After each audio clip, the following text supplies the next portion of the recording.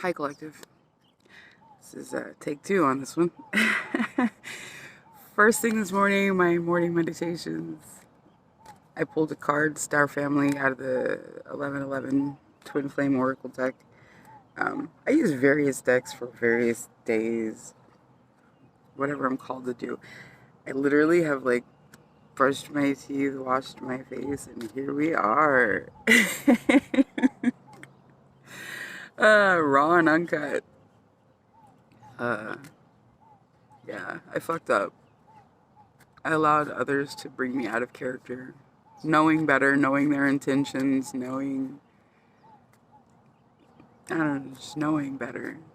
And it's crazy because, sorry, I'm using my throwing logs. I throw knives and hatchets, but I'm using the logs as my little platform today. And I'm afraid something creepy is going to come out.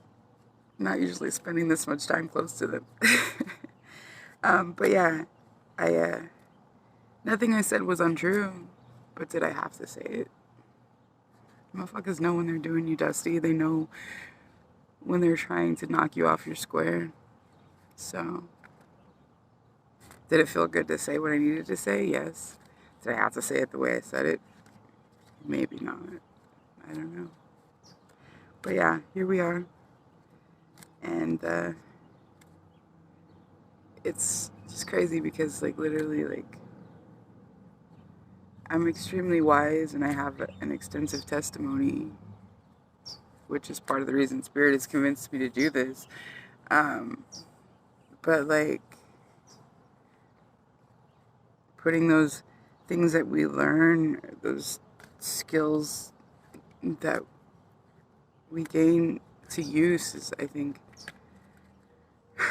it's useless to learn all this shit if we're not utilizing it. So, it definitely needed to take some time.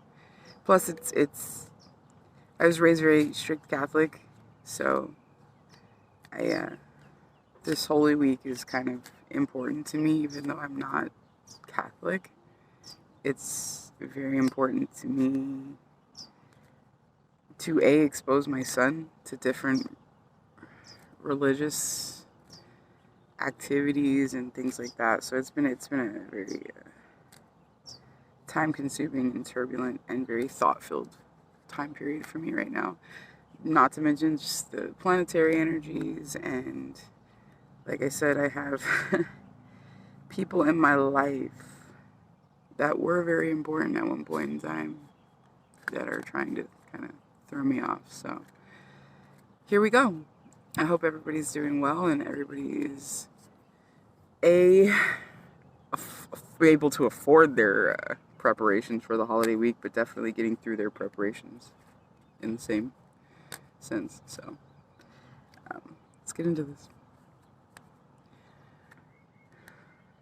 To the divine, please make me a clear and concise channel for the collective of starseeds I'm calling in. Help us focus on the messages and the subjects that need to be focused on. To the angelic guidance, to my ancestral guidance, to my spiritual guidance team, the ascended masters, please help us that are seeking self, seeking betterment, seeking knowledge to attain those goals.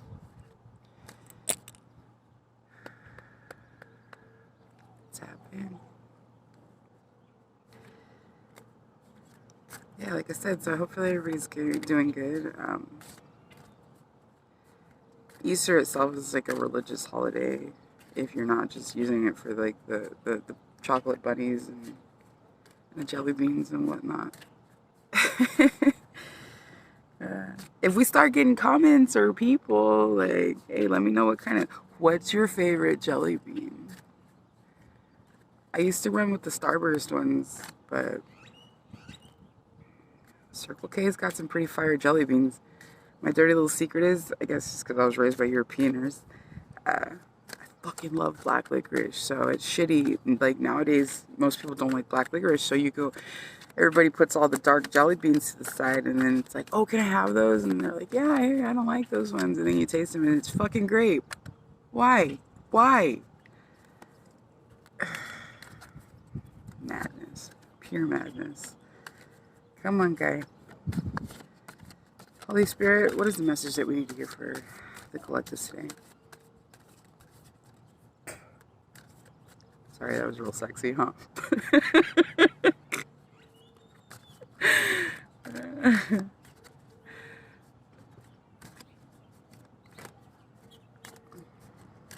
I feel like shit's crawling to me. I think that's why I'm distracted. I'm a gangster dude, but ghosts, monsters, and bugs, I don't fuck with it. I got neighbors staring at me. Fucking haters. Oh, there we go. Activated Earth, power places, ley lines, trust where you're led. We've talked about this, and with the full moon having just passed, and I know you guys feel the energies, because I literally like feel like my head's vibrating a lot of times. I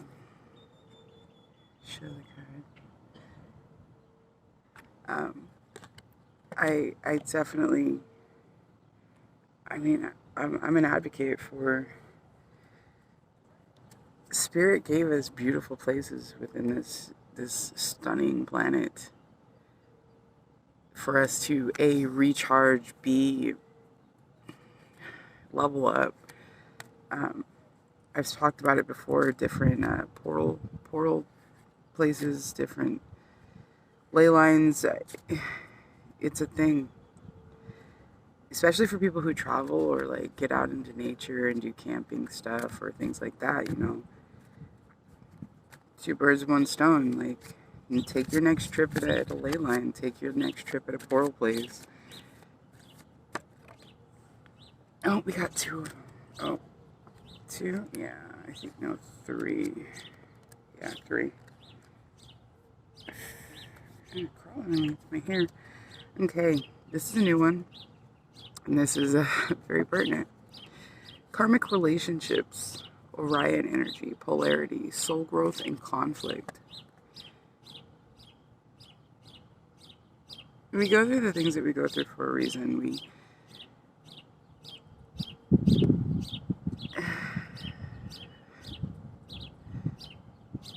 like understanding whether somebody is your twin or your karmic soul growth. Like, it truly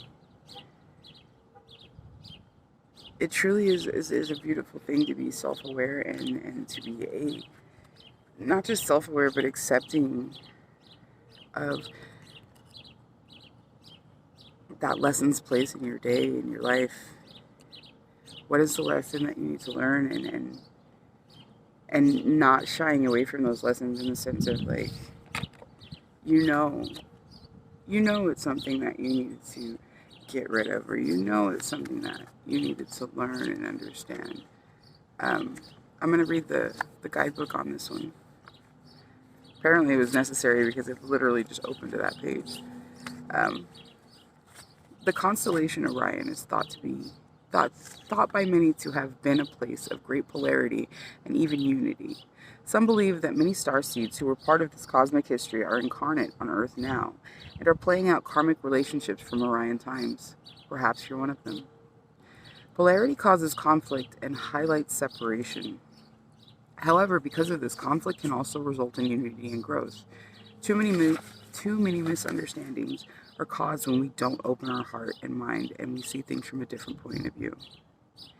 When we go into reactive second-guessing mode instead of gathering the courage to open our heart, we should admit that we may have reacted because of our own woundings, and then find mutual ground. We're all innocent children looking to be seen, understood, and cherished. It's much harder to grow closer through conflict than it is to grow further apart. And yet, that's the invitation of conflict. It's easy to react and take things personally. It's more challenging to see the innocence of all involved and find a way to grow closer through conflict. It's through relationships that we grow the most. How can you soften your heart and drop your defenses enough to see things from a different point of view? How can you see the innocence of all involved? How can you learn to see the similarities rather than the differences? Like I said, it's being willing to see. to identify those factors that are calling you to grow. The inquiry on that is, which relationships do you find most challenging? How can you see things from a different perspective? And how are you being called to allow growth through conflict? Um, yeah. Also, too, literally letting go. Let go of those situations that are not going to grow, that are not going to change, that are not going to, yeah, that are not going to create anything other than unrest or turbulence. The next one is lifting the veil. It's one that we've had before. Questioning everything. Anything aligned must go.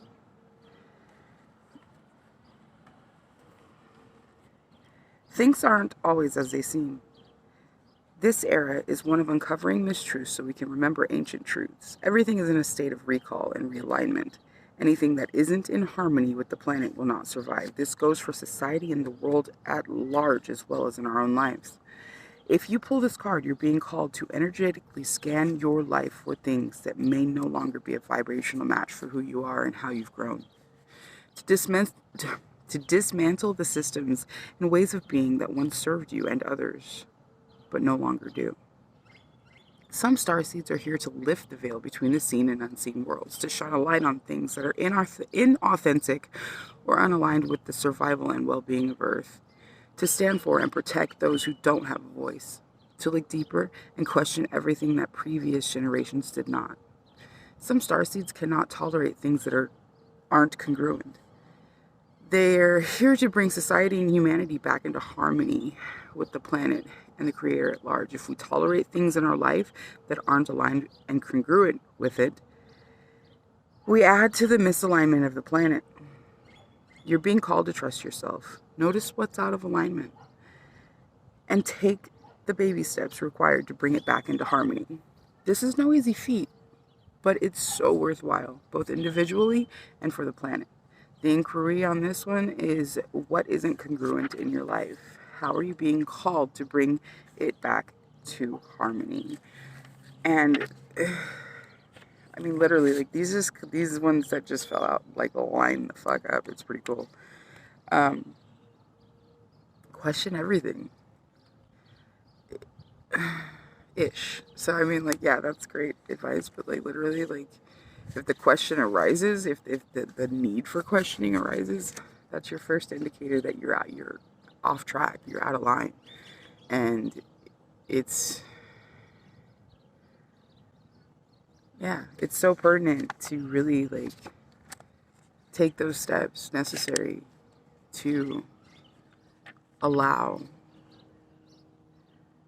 for change, allow for growth, allow for discomfort, because you trust in the divine. Like literally, like, I'm not perfect. I literally, like I said, I allowed somebody to bring me so out of character the other day. It was just like, what is wrong with me? That wasn't necessary. And whether it was necessary or not, like, I just took it too far. I laughed. I like laughed in somebody's face because they were trash. Granted, maybe I did need to for myself. It was things that needed to be said. It wasn't things that weren't untrue. But I mean, I could have said it, just been done, but I didn't. Questioned that person, waited for responses, and then laughed because I knew that they weren't pertinent, or they weren't available to that person because they didn't have the answers. They didn't have the examples of what I was asking for. And I knew that. So if you lift the veil, allow yourself to see the reality of things being negative or unhealthy, deviate from that. All right, the next one is loosen your grip, coping mechanism, density, addiction, and let God in. We've had this card before, but I've never read it from the guidebook, so I'm going to go ahead and do that.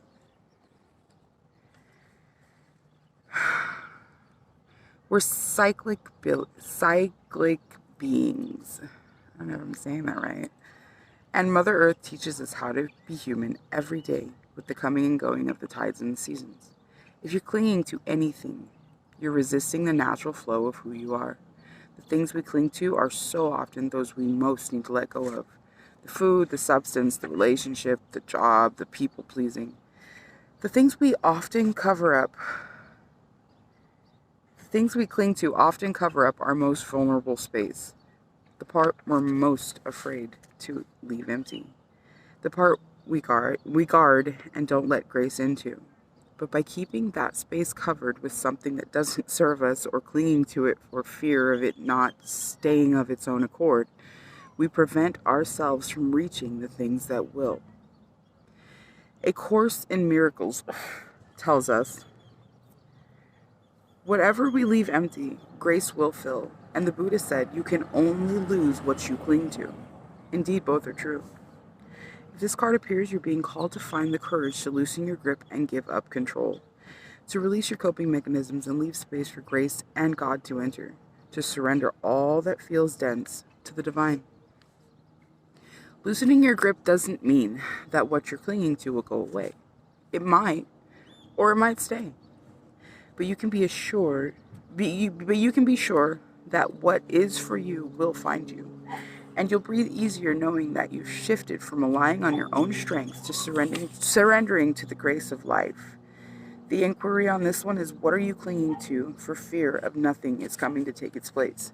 And I don't know where I heard it, but it's one of the things I try to tell people when they're, why, it's literally like, the universe isn't going to leave a hole in your life, in your heart, in your headspace, like literally like your life. If you relinquish something that's unhealthy or unnecessary, you'll never be left lacking when it comes to the divine. And having that trust in God and allowing for the divine to fill those voids, opposed to going through your own personal methods of filling those voids, is such a beautiful thing. Because when you surrender in divine trust, you can know that, like, literally, like, what's there is supposed to be there. God doesn't make mistakes. God doesn't, no wonder it doesn't fit, in that hole that you've created for me to fill. That was for so-and-so. No, it doesn't work that way. If you allow what's yours to find you, it can be so much more perfect. I just don't even know how to say it. Like, literally, like allow what's yours to find you. But that's the thing, is what's yours may find you, but if you haven't made space for it, what's it going to do there? It's going to stagnate, it's going to rot, it's going to leave. So holding on to things that may very well need to be gone only prevents what's there from staying, or what's needed to be there, or what's supposed to be there from staying. I think I just heard a baby. Well, I'm going to cut it here, though, because I'm going to try to post again tonight. I love you guys. I literally do. Like, I have such immense gratitude and love for everything. Everything. Like, literally. Even my crazy morning hair. Don't judge. Be well. Take some time every day to, like I said, clear your energy centers, clear your homes of negative energies. But definitely take that time for the analytical mind to take precedence, take center stage, and really identify what's unnecessary, what's not in alignment, what is creating those vibrational blocks. Because until you raise that frequency, man, you're going to be in the same place. With love, man. Bye, guys.